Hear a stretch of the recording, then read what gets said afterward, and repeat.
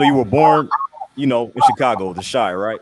Yes, Chi-Time girl. Chi-Town. You know me too, Chi-Town, everybody. You know what I'm saying? What else, Chi-Town? Shout out. Yes. Chrissy too from Chi-Town. You Hey, know what I'm saying? Chrissy, Yep. represent. Yeah, Although I represent. like to say I spend time everywhere now. Okay, yeah. When I'm on the West Coast, I represent the West Coast. When I'm True. down in Tennessee, I represent Tennessee. True.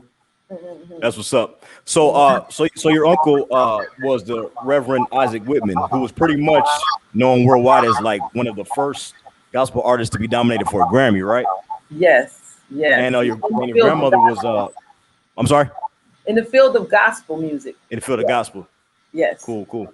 Um, and your grandmother was Miss Patricia Punch, Godmother. um, godmother. Yeah, she was a singer songwriter that coached you up, right, when you were younger.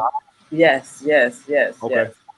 So I know they coached you up when you were younger, but what did they do specifically, or that you watched them do that made you want to pursue music as you got older?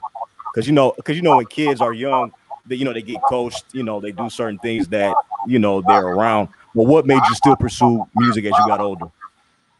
Well, I never intended on going into the music industry, although I really wanted to go into theater. That was really my goal initially.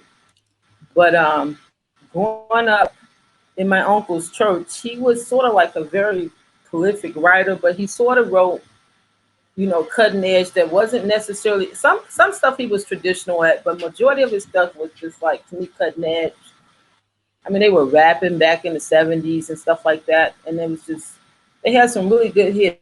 Everything was good. So listening to him and watching him actually write and play, and my whole family was like in the choir on one side of my family. This is my father's side of the family. They were all in the choir, including my mother. And it was always a big joke was like, okay, is mom up there singing or is she lip syncing? Because I never hear her singing around the house, but when she get up on stage, she really got it going on. Right. So it was sort of funny just watching and listening, but for them to go and their concerts would be sold out, and we were sort of exposed to a lot of different artists from like the Chicago area and everywhere from Beatrice Quincy, the Caravans, which was Albertina Walker, Yep. Gloria Griffin. Well, she was in the Roberta Martin singers, but Gloria Griffin was another artist that I was sort of influenced by her writing. She wrote a lot of stuff. And one of the main people that I was really influenced by was Reverend James Cleveland. But yeah, my uncle was probably my first earliest influence in music because of his writing style, and we were happy to be at church because it was like a party going on in the church. I mean, all the who's praising the Lord, really good music, really good music. Yes, Nice. yeah. Reverend So Isaac Whittmon. yeah, so you said James Cleveland, you were influenced by a lot.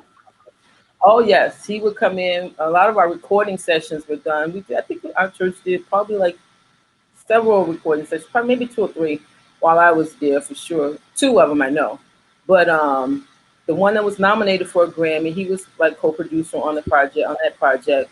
But I was there when he was writing songs. He would come to the church, and I was a little nurse in church. That's number one. So I was a little Hmm. nurse. So I sort of like provided water to the musicians and ministers and stuff like that. But basically, I was right there doing rehearsals, and we sat there and he would be writing songs and he would like bring them. All he drank was ice water, a lot of ice water. So as a nurse, I was running, making ice, getting ice to the, keeping the ice bucket full, Nice. and Yeah. providing them, drinks. So I sat there because I was so influenced by it. Anytime I've always been a person who loved great songwriting, great songs. I can hear a song. Once I hear it one time, I can hear just the chords in the beginning, and I was like, "Oh man, that's amazing." And then once you start getting into the lyrics, it was like, "Wow!" And from the kid, I already knew that, and I was like,